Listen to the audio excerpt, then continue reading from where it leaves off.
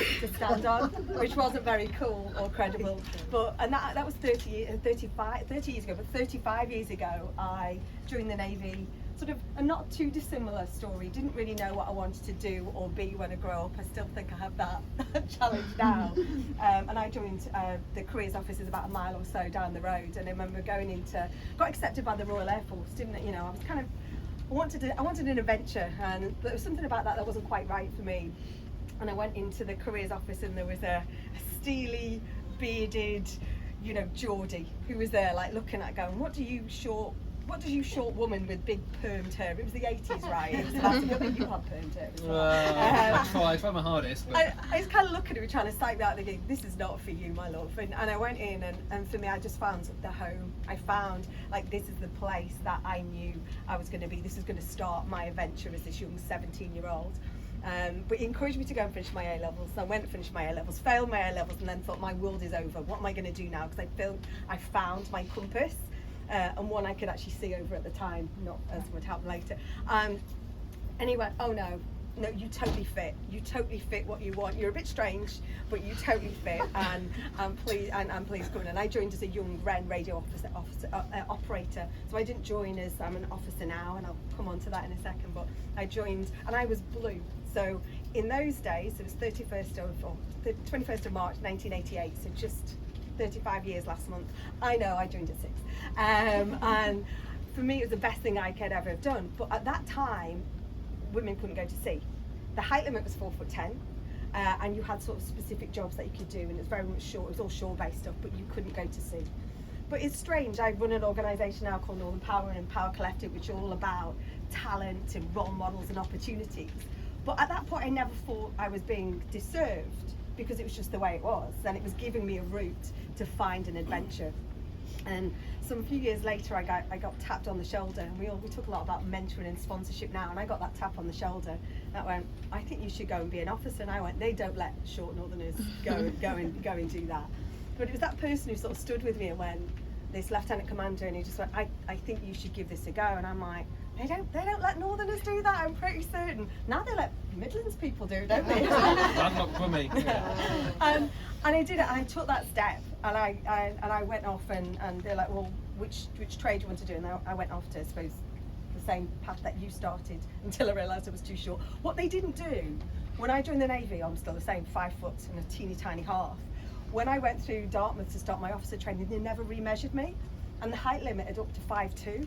So that hence my problem, that I could never tall enough to do anything. So, but I would say it was the best thing ever to join. I had a sad period in the time that I was in the Navy. Was my dad died, and they sent me to the careers office to work. Only child, he died very suddenly, sort of 6 weeks start to finish. And they sent me to the careers office. And this is going to sound odd, but I always say it was the best job I ever did. And for 5 months, I worked in the careers office that had signed me up a few years earlier.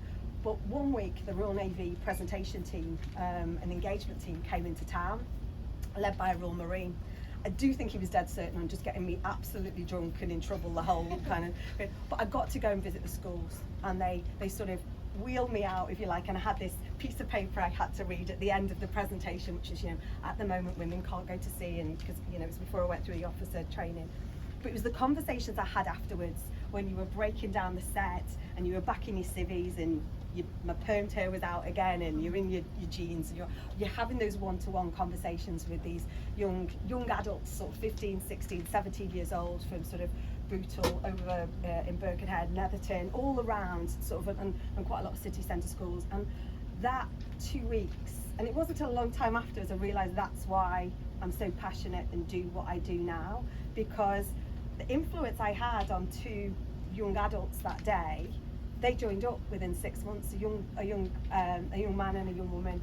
And for me, being able to sort of tell the story about what my journey had been and what the Navy's about, and I'd only been in a couple of years at that point, to encourage them. And I wish now, with social media wasn't there at the time, we were still on, I don't know, slates and chalk and stuff. I'd love to be able to know what their journey was, because everyone has a different journey. And when I first came to visit Mersey over in Hull back in September, that was the conversation. I was almost fascinated by people. What's your story? Why did you join? What do you want to do next? Because even though we were uniforms, and the crew wear uniforms and have different ranks, and everyone is themselves. Everyone knows what's to happen when you're leaving here on Monday. Everyone knows where they have to be. Even now, when people are on duty, when something happens, everybody knows where they need to be. But equally, people are still enabled to be themselves and have those opportunities. And I know when I was here for those couple of days back in September, I'm talking to people who are, yes, they're having a great run ashore in Hull, but what's the young lady who's going off to play? Was it rugby? Rugby league, yeah. Just different experiences, and the Navy affords you so many opportunities. And I always had this ethos of like, say yes and work out later. The Navy taught me that, and I always think that it was many years later. I was only in for 8 years. But for me, it was the best thing ever to join. It was the best thing ever I was never going to stay for 20 odd years. That was never my destiny. But it was a springboard for me to take all that experience, advantage, creativity, all those journeys that I had when whether it was on shore or at sea, and take that into the path that I went on. And I volunteered for everything there was an opportunity to do. I used to get these what would they call those? It weekly standing orders or something, and there was also something in the back. It was in paper, and you could go through and volunteer for things. Underground potholing, that was a cracking idea, But get the chance to go and dive out in the Tierman Islands and organise 5 Nation. Everything was possible. You just have to lean in and take that opportunity. And actually, sometimes it's like last night. Do you want another drink? Yes, we'll have another drink. It's having having those opportunities. I think that made me who I am now, and made me sort of go off. And I left the Navy. It seems odd now. I left the Navy at sort of just over 25. And I wanted another adventure. I wanted to take that experience and lead that into another way. I never thought I'd be running my own business. I only set that up 8 years ago or 7 years ago. But everything I do now is based on what I learned in those years. How people are, how we talked about different types of leadership, we talked about different types of people, being the best version of yourself. But I took that, and I went to work at here we are at Grand National Week, and that was my first job outside of the Navy, and all I did was wanted to solve every problem. All this stuff would arrive 2 days before the National, and it was a bit like, and you just got in and you just did what you did, which is sort out and solve problems and make things happen. And I had this sort of adventure, and it wasn't till I did Aintree, Blackpool Pleasure Beach, the new arena here in Liverpool. I was deputy GM there, and then I got approached to go and work in sort of the skills and talent industry down in London. And still at this point, I was not doing anything around gender. I always say I was never treated any differently for being a woman. Might have been short. I was definitely treated differently for being short, but there was definitely a bit of a flinch in those days about being northern. It was back in the day. There was definitely elements of that sort of, it was all about the Queen's English, and but it's changed. I've seen the change, over the years, and it wasn't till I fell into getting involved in gender equality and social mobility by just being in one place at one time and seeing something being like an event like this, and it was a room full of women drinking warm wine, which is criminal anyway. And I'm just thinking, and it was very negative, and it was, there was nothing, and I thought, this isn't going to shift gender equality, this isn't going to shift social mobility, there's nothing positive in that. And that's where I suppose my can do, will do, interfere kind of hat kind of got put on. And I dove in and started getting involved, started connecting people, started bringing people together, started to be, you need to speak to those, you need to have that conversation with that people, and started joining dots. And that's what I've done for the last 8 years. I founded Northern Power Women, which was all about creating role models and creating visible role models. So whether it be a 24-year-old Brummie, leading command in a warship, whether it be our Pro Vice Chancellor of Liverpool, John Moore's engineering, whether it be Liverpool Football Club community, everyone has a story. Our first woman of colour inspector of Merseyside Police. Everyone has a story, and everyone has a different journey. And I think what I've tried to do is take that experience, give people a platform and a stage, and build communities. Like today, I look at so many different people that I know and also don't know from different parts of the world that I kind of operate in, and I love it when I see that those conversations spark. I love it when I see those collaborations, that mischief, the opportunities that can happen. We all have something that we can give or gain, that we can pass on. Captain here has been involved in, we do these monthly power up sessions and I know I've been talking to Luke from the University Royal Naval Unit over there. Every month we do them, and every month it's Abby, you were one of our amazing successes, and it's 1 hour we ask people to give or gain. You know, you either come along and you're either giving that your knowledge for 1 hour to come and have a chat. Irene, you've been on those as well, haven't you? And it's all about having questions. It's building your networks, building that community. And without having that approach right back at the start of my Navy journey, I wouldn't be doing any of this now. It's all about the conversations you have now, what do you take and what do you do. And I think all that interfering and kind of the gender equality and the social mobility building that I've been doing over the last 8 years, I got rewarded 2 years ago when I got notification from the late Her Majesty asking me would I be an honorary officer in the Royal Navy, and I'm like, what is that all about? I'd never heard of it even when I served. I would imagine probably lots of the ship's company are probably not familiar with what honorary officers do, or you know, you were a very high rank, which comes with masses of imposter syndrome because you don't want to get it wrong and you don't want to look foolish, and you just overwhelm people by bringing cakes to impress them, or gin or whatever it may be. Cakes and gin always I'm a welcome, feeder, yeah. always a bit, and badges, you'll get your badge.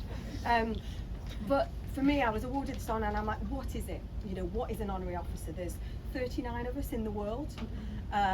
You're not affiliated. It's not sort of you're just of that region. You are a representative ally advocate of the Royal Navy. That's my job.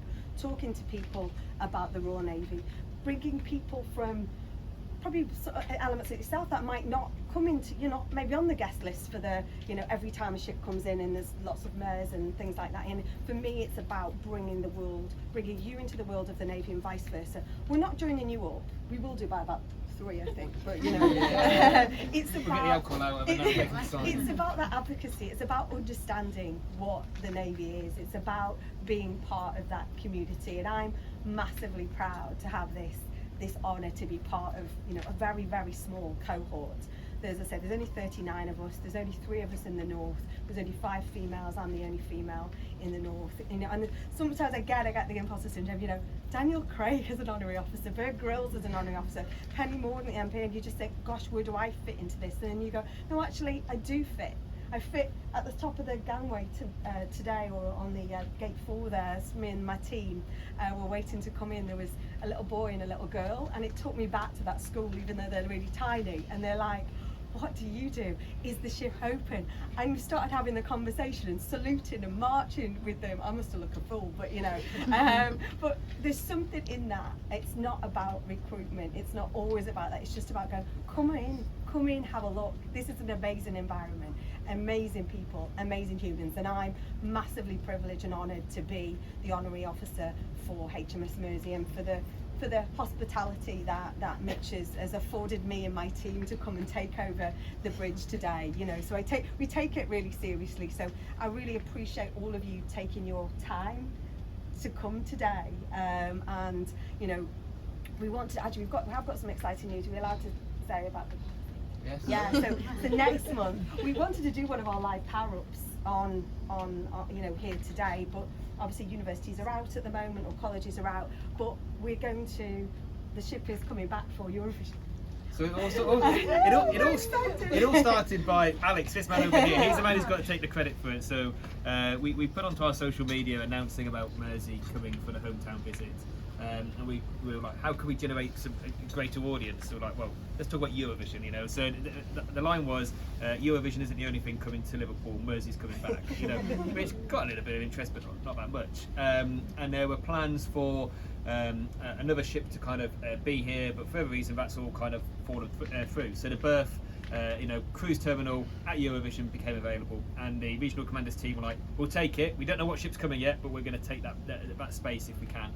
And then they fed the opportunity into our headquarters, and the individual who was covering it over the Easter period said, oh, Mersey said something about Eurovision, so she can go back again. So we're delighted to, we're like London buses, you wait 3 years for us and we come back in a matter of weeks. So we're going to be back for Eurovision in about 4 weeks' time. And what we'd like to be able to do is to work with the university, with the ONU, and to do one of those power-up sessions here. So that's something we're because we want this, you know, we want to capture the experience, we want to capture the conversations, we want to capture and make a great environment for conversations today, but we also we always want to give back and pay it forward, and so we think if we can create that environment to do one of these live power-ups on here, so please do, you can follow us on all our socials team, at PU Collective, at North Power Women on all of those socials, but please do follow us, do get involved, and you know, because we're really passionate about sort of that connectivity, accelerating social mobility, accelerating gender equality, and everyone can be part of that change, and the change can, you know, for us it's about, don't just have a conversation today, keep those conversations going. So when we can be afforded an opportunity to have an event in a space like this, then we're like, hell yes,